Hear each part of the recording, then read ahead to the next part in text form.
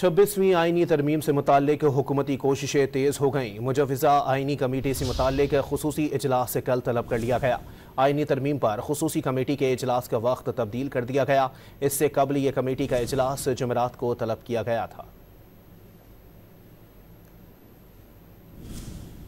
26वीं आईनी तरमीम से मुताल्लिक हुकूमती कोशिशें तेज़ हो गईं। मुजव्वज़ा आईनी कमेटी से मुताल्लिक खुसूसी इजलास से कल तलब कर लिया गया। आईनी तरमीम पर खुसूसी कमेटी के इजलास का वक्त तब्दील कर दिया गया। इससे कबल ये कमेटी का इजलास जुमेरात को तलब किया गया था। 26वीं आईनी तरमीम से मुताल्लिक हुकूमती कोशिशें तेज़ हो गईं। मुजव्वज़ा आईनी कमेटी से मुताल्लिक खुसूसी इजलास से कल तलब कर लिया गया। आईनी तरमीम पर खुसूसी कमेटी के इजलास का वक्त तब्दील कर दिया गया।